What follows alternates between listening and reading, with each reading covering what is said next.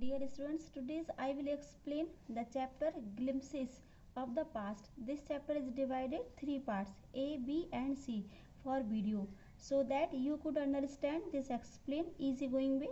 Let's start. Glimpses of the Past. It means इतिहास की कुछ झलकें। इस जो चैप्टर है इसमें जो पैराग्राफ दिया गया है इस पैराग्राफ में यही बताया गया है कि जो इतिहास है वो किस तरह से जो बच्चों को समझ में आए, वो कॉमिक झलकियाँ दिखाई गई हैं, पिक्चर्स दिखाए गए हैं। जो टाइम पीरियड है इस इतिहास का वो है 1757 टू 1857 का।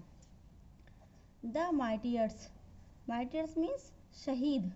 शहीद उन्हें कहते हैं जो अपने देश के लिए, देश की आन मान शान के लिए अपने प्राणों की बाजी लगा देते हैं, अर्थात उन अपने देश के लिए अपने प्राणों की कुर्बानी दे देते हैं। ऐसे वीरों को शहीद कहा जाता है। At a function in Delhi, Delhi के एक फंक्शन में एक लेडी है जो कि इस चित्र के माध्यम से आपको दिखाई दे रहा होगा कि जो लेडी है वो स्पीच दे रही है। ओ माई countryman, let your eyes fill with tears as you recall the sacrifice of India's martyrs। वो कहती हैं कि वो मेरे देशवासियों, आप उन वीर जवानों को याद करके जिन्होंने इस देश के लिए, देश की आन मान शान के लिए अपने आप को कुर्बान कर दिया है, उन्हें याद करके आप बहन भाइयों आप अपनी आंखों में आंसू भर लो।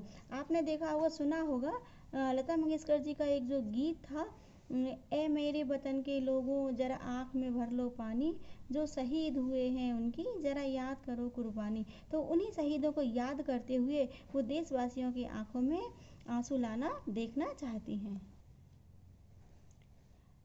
द कंपनीज कॉन्क्यूट्स 1757 1849, ये टाइमलाइन है, टाइम पीरियड है। कब कब टाइम पीरियड है?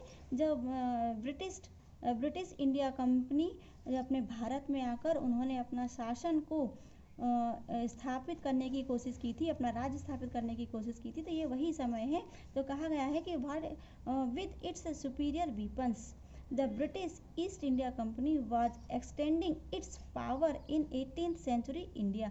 18वीं शताब्दी का वो समय था जब गोरे लोग, ब्रिटिश लोग अपने भारत में आए थे। तो उस समय उनके जो वीपन्स थे, उनके जो हथियार थे वो किस तरह से स्ट्रॉन्ग, मजबूत थे, इट मीन्स सुपीरियर थे बहुत ज़्यादा। और ये आप पिक्चर में, ये चित्र में दिखाई दे रहा है, ये इंडिया का मैप है। जो टाइम है 1765 का।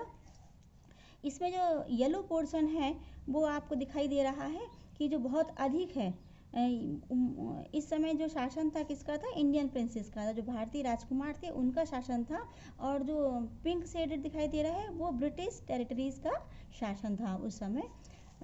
इंडियन प्रिंसेस वर शॉर्ट साइटेड, जो इंडियन प्रिंसेस थे, भारतीय राजकुमार जो थे वो कैसे थे? शॉर्ट साइटेड थे, अर्थात वो आपस में लड़ने झगड़ने वाले थे। यहाँ पर देखो आप लोगों को ये एक तो वाइट स्ट्रिप दिखाई दे रही है और एक येलो स्ट्रिप दिखाई दे रही है। जो वाइट स्ट्रिप है वो ये दिखाती है कि जो 1757 1849 का जो टाइम पीरियड था उसमें कैसा माहौल था, उस समय देश का जो माहौल था वो कैसा होता था। और यहाँ पर ये उनकी स्पीचेस है कि वो किस तरह से रिएक्ट करते थे, क्या बात करते थे। दैट अप स्टार्ट राजा वहा call the English merchants they will help me defeated him. वो माहौल ऐसा था कि जो इंडियन प्रिंसेस राजकुमार थे वो आपस में लड़ झगड़ कर मरने वाले थे। और जब वो दूसरों को हराने के लिए जब खुद कमज़ोर पड़ते थे तो वो जो इंडिया, ब्रिटिश के लोग थे, ब्रिटिश कंपनी की ही मदद लेते थे। The people had no peace due to such constant fight.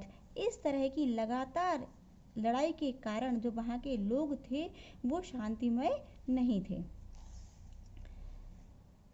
The rivalries helped the East India company and it could easily subdue Indian princes one by one. जो इस तरह की लगातार दुश्मनियों के कारण जो ईस्ट इंडिया कंपनी को इतनी हेल्प मिल रही थी कि वो आसानी से इंडियन प्रिंसेस को एक के बाद एक उनको हरा दिया करते थे।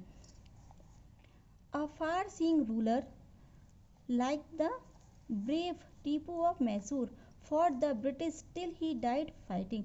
लेकिन उसी युद्धों में एक टीपू सुल्तान जो थे, मैसूर के राजा थे, वो समझ गए थे कि ब्रिटिश रूलर हैं वो कितने बेकार हैं, ख़राब हैं ये, और ये हम लोगों का किस तरह से फ़ायदा उठा रहे हैं। तो अंत तक, अपनी आखिरी सांस तक उन्होंने ब्रेवरी के साथ वो उनसे लड़ाई की थी उन्होंने। Thank God there is peace in the country now, no more wars and no looting by thugs. जब वो इस तरह से माहौल जब क्रिएट हो रहा था, तो जो इंडियंस लोग थे वो कैसा महसूस करते थे, क्या फीलिंग्स थी, वो बोलते थैंक गॉड, हे भगवान, चलो अच्छा है कि जो इस लड़ाइयों से क्या हो रहा, शांति मिली, अब कोई भी लूटिंग नहीं हो रही है, कोई भी ठगा नहीं जाएगा। How did Indians react to this conquest. जो इंडियंस थे वो किस तरह से रिएक्ट करते थे, देखिए, our destiny is linked with them, it is God who send the British. वो क्या फील करते थे कि ये जो हम आत्माएं हैं वो किन से लिंक कर दी हैं, ब्रिटिश लोगों से लिंक कर दी हैं।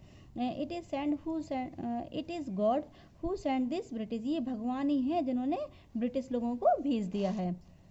The white man has killed और डेथोरेंड अवर किंग। और जो कुछ लोग थे उनकी क्या फीलिंग्स थी, वो क्या बात कर रहे थे, वो बोल रहे थे कि जो गोरे लोग हैं वो क्या कर रहे हैं, हमारे राजाओं को किस तरह से मार रहे हैं और वो किस तरह से उनको गद्दियों से उतार रहे हैं। Some kings were not good but after all they were of this land. और वो कहते कि ये बात अलग है कि जो राजा हैं वो अच्छे नहीं हैं, लेकिन फिर भी वो हमारी ही भूमि के राजा थे। Now we have become slave of foreigners. ना अब हम क्या हो रहे हैं, अब हम इन विदेशियों के दास बनते जा रहे हैं, हम उनके गुलाम होते जा रहे हैं। British rule 1765-1836। अब यहाँ से स्टार्ट होता है ब्रिटिश रूल। इससे पहले आपने सुना देखा कि जो ये टाइम था 1757 का 1849 का, ये समय था ब्रिटिश जब यहाँ पर भारत में आए थे और वो किस तरह से लड़ाइयाँ कर रहे थे, झगड़ा कर रहे थे, लड़ाई युद्ध कर रहे थे। और नेक्स्ट है आपका ब्रिटिश रूल। यहाँ पर ब्रिटिश का शासन अधिकार उन्होंने जमा लिया था। तो वो टाइम था 1765 से लेकर 1836 तक का।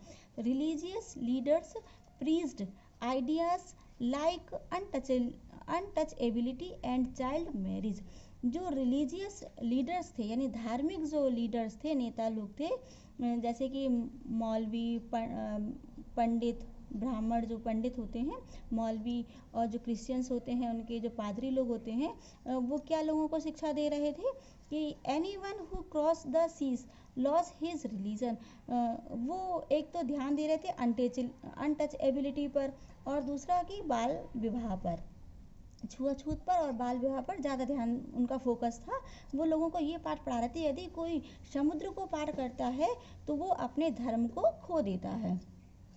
All the misery in the world is due to women. और वो ये बोलते थे कि जो जितनी भी यहाँ पर दुख है, जो कष्ट है, परेशानियाँ हैं, वो किसके कारण हो रही है, दरिद्रता है, वो एक इसका कारण सिर्फ वुमेन, एक औरत ही है। The truth was that Indians had lost self respect, the British scorned them. जो ब्रिटिश के लोग थे वो उनको बुरी नज़रों से देख रहे थे, और वो ऐसा बोल रहे थे कि ये सत्य है कि जो इंडियंस लोग हैं, जो भारतीय लोग हैं, उन्होंने अपना सेल्फ रेस्पेक्ट खो दिया है। क्योंकि जो भारतीय लोग थे वो क्या कर रहे थे, वो हमेशा विदेशियों के आगे पीछे घूमा करते थे और उनकी जी हजूरी में लगे रहते थे। तो the native are unworthy of trust incapable of honesty. वो कहते हैं जो नेटिव लोग हैं वो अनवर्दी, यानी उन पर हमें विश्वास नहीं हम कर सकते हैं, और वो बेईमान हैं, वो ईमानदार भी नहीं है। True your honour but I am honest. देखिए यहाँ पर एक जो इंडियन से दिखाई दे रहा है, वो उसी समय क्या बोलता है कि ये बात सत्य है जो आप बोल रहे हैं, लेकिन योर ऑनर, लेकिन मैं यहाँ पर ऑनेस्ट हूँ, मैं ईमानदार हूँ। Being merchant, the British wanted quick profits. Their heavy taxes forced farmers to abandon their fields. व्यापारी होने के बावजूद भी जो ब्रिटिश लोग वो ये चाहते थे कि वो हमें जो प्रॉफिट है बहुत जल्दी मिले, बहुत शीघ्र मिले, इसलिए उन्होंने उन पर हैवी टैक्सेस लगाना शुरू कर दिए, मतलब बहुत ज़्यादा कर लेना शुरू कर दिए बाई फोर्सेस, यानी जब जोर ज़बरदस्ती से। और उन्होंने कहा कि जो उनकी जो फील्ड्स थी, उनकी जो खेती थी, उनको सब वो अपने अंडर में ले लिया करते थे। But your man are taking all my crop, you are still in arrears, if you don't pay next week I will send you to jail. और बाई फोर्स उनको बोला करते थे कि यदि तुमने हमारा कर नहीं दिया, टैक्स नहीं भरा, तो हम तुम्हें एक हफ्ते के अंदर ही हम तुम्हें क्या करेंगे, जेल भेज देंगे। Still, the British invented other methods which gave them more profits. और अधिक प्रॉफिट्स लेने के लिए उन्होंने अलग मेथड अपनाया। क्या अपनाया उन्होंने कि the goods manufactured in England should not give any import duty when brought into India. जो इंग्लैंड में मैन्युफैक्चर्ड हो रहा है, जो भी सामान मैन्युफैक्चर्ड कहाँ हो रहा है, इंग्लैंड में हो रहा, और जब वो बिकने के लिए यहाँ भारत लाया जाएगा तो उस पर कोई भी टैक्स नहीं लगाया जाएगा, जिससे कि क्या होगा, वो माल, जब टैक्स नहीं लगाया जाएगा तो वो माल सस्ता होगा, और सस्ता होगा तो इंडिया में वो बहुत अधिक मात्रा में बिकेगा, और जब वो अधिक मात्रा में बिकेगा तो उसकी जो इनकम होगी वो कहाँ जाएगी, ब्रिटिश यानी ब्रिटेन में ही जाएगी।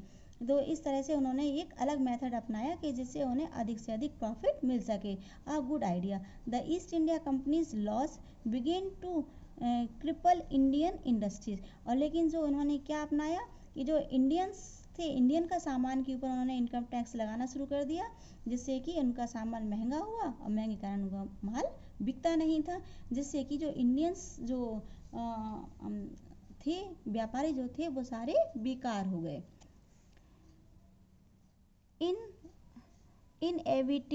Inevitably, famines followed. Between 1822 and 1836, 15 lakh Indians died of starvation.